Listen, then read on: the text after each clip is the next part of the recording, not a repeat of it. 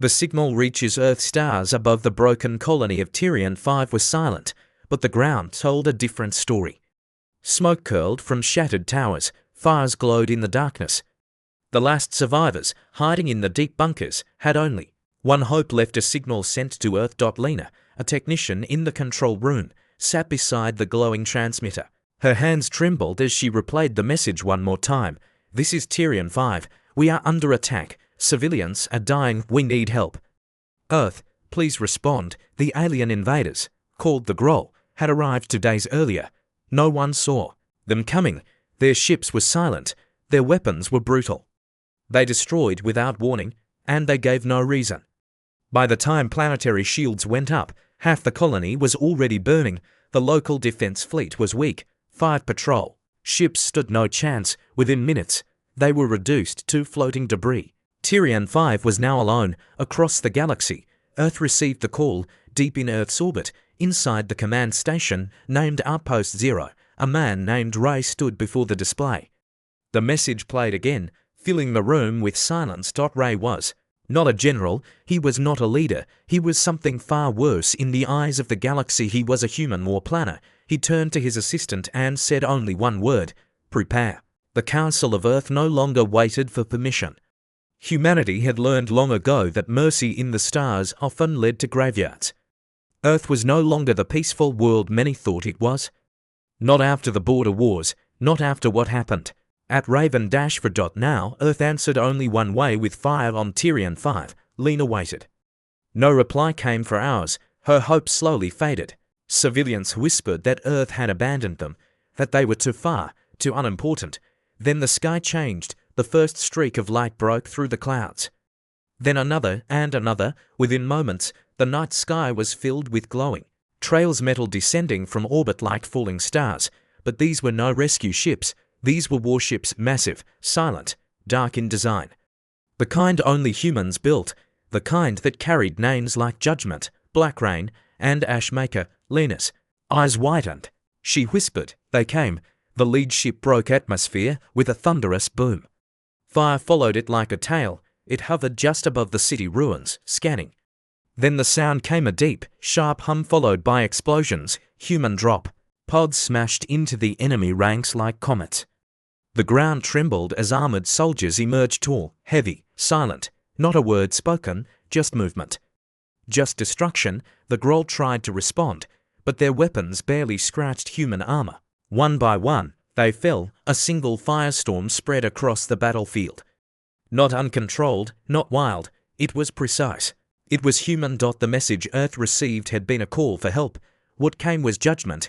The soldiers in fire armor. Lena couldn't believe what she saw. The first wave of human soldiers moved like shadows wrapped in fire. Their armor glowed with red heat, their helmets hiding their faces completely. They didn't speak, they didn't pause. They just walked through the smoke and ash like the fire couldn't touch them. Behind them, the Groll were breaking. Lena watched from the command bunker's upper deck. She zoomed the camera in on one human soldier who stood alone at the center of a ruined street. Groll warriors charged at him, 3 at once. They were tall, covered in scales, and held spike rifles. The human didn't move. The moment the Groll raised their weapons, 2 red flashes shot out from the soldiers' gauntlets. The Groll dropped before their weapons even fired.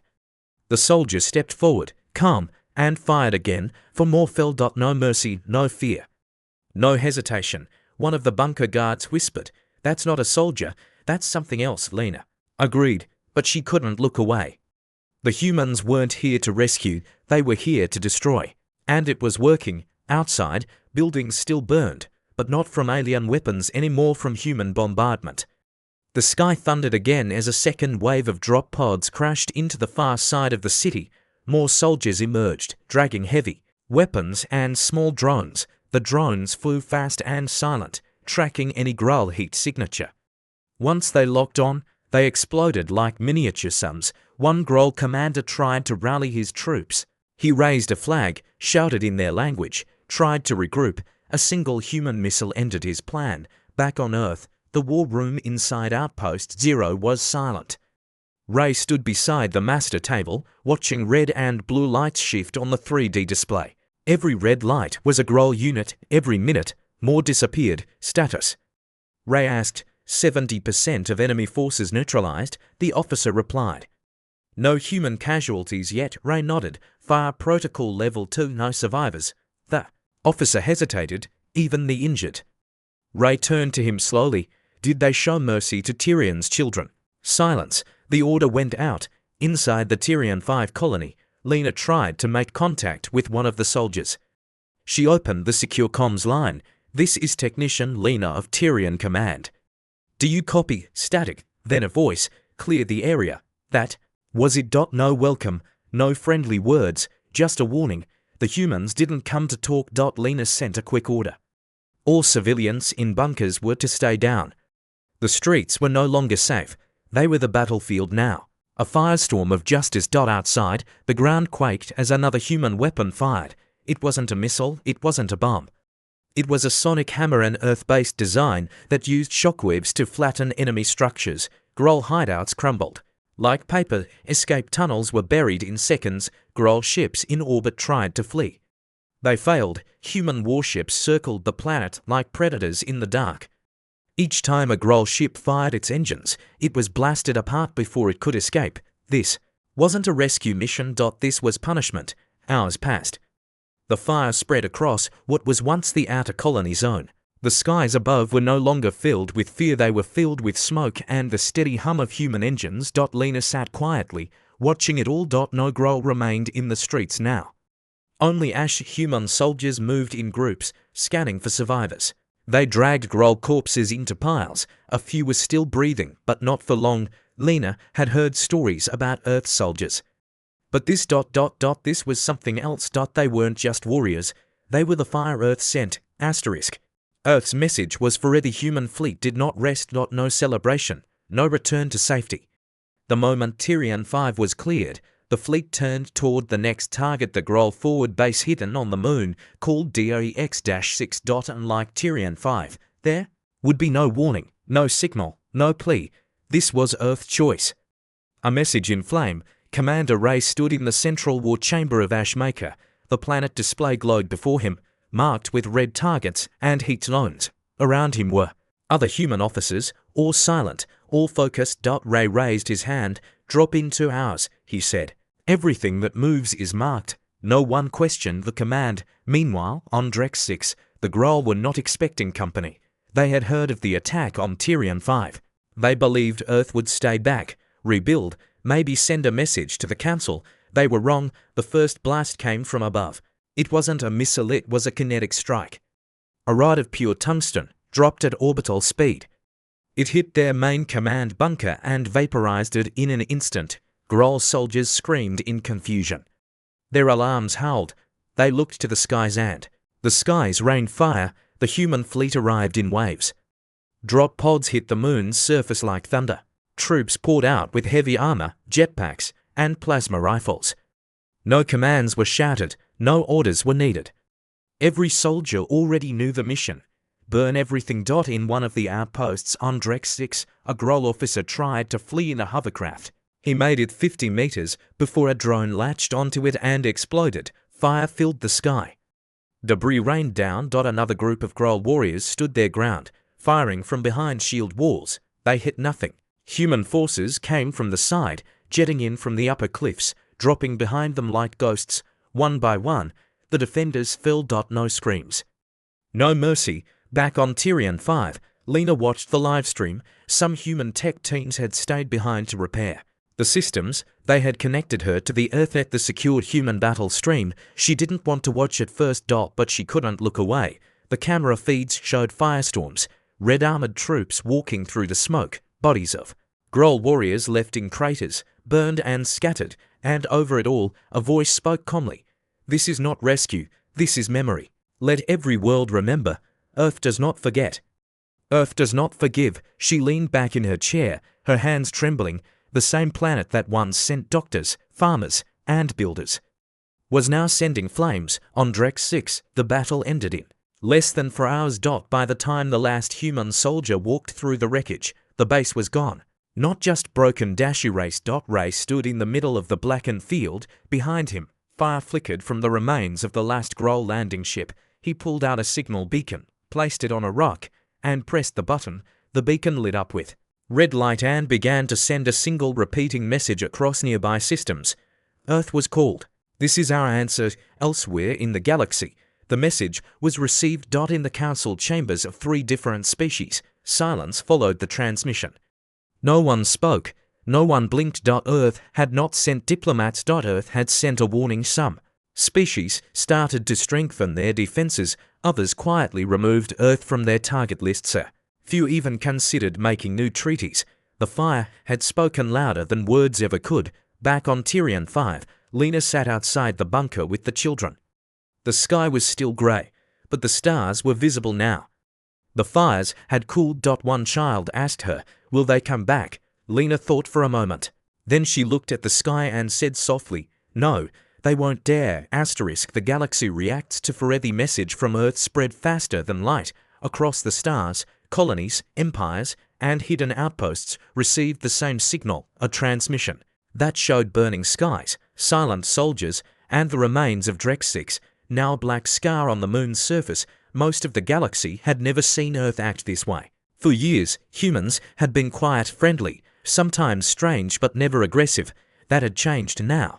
They were something else, something terrifying. In the golden city of Veltrin Prime, leaders of a neutral trading race met in secret. The head speaker, an old and wise diplomat named Loro, looked at the others around the table. "We must adjust our alliance charts," he said, voice calm but firm. Earth must now be listed as a Tier 1 response world. But they were attacked first. One argued. "Yes," Loro replied, "and they responded like a sun. Would you survive the sun?" Silence answered him. The vote passed. Earth was no longer just a planet of interest. It was now a power no one would challenge without risking total loss. Back on Earth, Commander Ray stood alone inside the War Museum at Outpost Zero. He looked at old banners from ancient wars, World War relics, space battles, and frontier skirmishes. A young officer entered the hall behind him. "Sir, we've received 49 diplomatic messages, threats." Ray asked without turning around. "No, sir, apologies, and requests for peace." One even sent flowers. Ray gave a small, humorless smile. "Flowers? That's new." The officer waited. "What's our next move?" Ray looked at the giant display of Earth's symbol, fire inside a circle. "We wait," he said. "They'll test us again. Fire never sleeps." Meanwhile, back on Tyrion 5, Lena had taken charge of rebuilding the colony's comm station. The human techs had left behind tools, supplies, and a strange cube with artificial intelligence built in. It helped fix broken panels and decode encrypted signals. Lena asked the AI one day, "Why did Earth come? We were far forgotten." The AI paused, then answered, "Because you called. Earth remembers every call." She didn't ask again. In the shadows of a distant star system, a hidden Groll base received the news. The High Commander of the Groll stood before his surviving captains, most of them wounded and scarred. The room was silent, tense. One asked, "What now? Do we attack Earth directly?" "No," the commander said. "We hide, we rebuild, and we never ever send a signal Earth can hear." The others nodded slowly. The fire had done more than destroy ships and bases. It had burned into their minds. Days passed. Earth's warships returned to their own systems, orbiting silently above human worlds like watchful giants. They didn't boast. They didn't explain. They simply existed. As a warning, Lena sent a message to one of the ships, just a simple "thank you." She didn't expect a reply, but a few hours later, a small box was dropped from orbit and landed gently beside the colony. Inside was a small plaque. It read, "You are safe now, but never call us lightly." Beneath it was a symbol of a burning world, encircled in steel. Lena placed the plaque in the center of the colony square. No one dared touch it. They simply built around it. At night, the people of Tyrion 5 told stories around the fire, stories of the Red Soldiers, stories of the fire that answered. And most of all, stories of how one message brought Earth's wrath to their world and saved it. The children called them fire angels. The elders called them death bringers, but all agreed on one thing: when Earth comes, it never comes empty-handed. The ashes whispered of Earth and the cold plains of Drex 6. Not a single Groll trace remained. Human cleansing teams had finished their work. What they left behind was not a battlefield, it was a warning written in ashes. The entire moon had been marked with orbital burns, spelling a single word in bold white across the surface: remember. Visible from orbit. Even in the dark, it glowed. Back on Tyrian 5, things were slowly returning to normal. Food was being delivered by trade ships, water systems were working again. Children laughed in the colony streets for the first time in weeks, but fear still lived in their eyes when they looked at the sky. Not fear of the Groll, fear of who had answered the call. Lena walked the colony paths every morning. People nodded to her now. They called her the voice who summoned Earth, the woman who pressed the button that brought the fire. But Lena didn't feel proud. She remembered every scream, every flash of light from above. Every time the ground shook, and the air smelled like burned metal. One night, she sat alone near the blackened crater outside the city. It was where the first human drop pod had landed. The earth there had never cooled completely. The ground was still warm. As if the fire never truly left elsewhere, in the deep reaches of space. A forgotten alien race known as the Nthal watched Earth's rising power with growing concern. Long ago, the Nthal had studied humans. Back when Earth was young and weak, they had seen potential, but they had never imagined this. Their leader, a being known only as Speaker Red, turned to his advisors. Humanity has changed, he said. One of the advisors nodded. They were soft. Now they burn. Another asked, should we act? Speaker Red shook his head slowly. No, you don't throw stones at fire. You watch where the sparks land. At Earth's Central Military Archive, a young recruit stood in front of a giant screen showing old footage, colonies burning, humans fleeing, unanswered distress calls. Ray stepped beside him, his hands behind his back. Sir, the recruit asked, why don't we show what we did on Drex 6? Ray replied, because it's not a show, it's a memory. And memories are for those who must remember. The recruit looked confused. But what if others forget? Ray gave a cold smile. Then we remind them. On Tyrian 5, something strange happened a week later. A scout drone picked up a signal coming from the edge of the system. It was not from the Groll, it was not from any known race. The signal simply said, we saw what you did, we respect the fire, we offer peace. Lena read the message twice, then she sent it to Earth. The reply came from Ashmaker hours later. Wait, respond only if they raise a weapon. It was Earth's new policy, simple, direct, brutal if needed. Back at the crater, Lena noticed something. A single wildflower had bloomed near the edge of the burn. It was small, white, fragile. She knelt and touched the soft petals, smiling slightly. The ground was still hot, but life had returned. The fire had come, yes, but so had survival. Later that evening, Lena returned to the main colony center. A meeting was being held. People were talking about rebuilding parks, setting up schools again, even organizing a day of remembrance. One elder stood and said, we must honor Earth. They saved us. Another replied, they didn't save us. They avenged us. Lena stayed quiet for a while. Then she stood. They did both. She said, but remember we asked. And when you ask Earth for aid, you better be sure what answer you're ready for. Fire is the answer. Seasons changed on Tyrian 5. Ash-covered fields slowly turned green again. Machines buzzed with repairs. New walls replaced ruins. The stars above were calm, but the people never forgot. Each colony cycle, the survivors held a small ceremony at the crater where the first human drop pod fell. They lit a fire there, not large, not wild, just a quiet flame.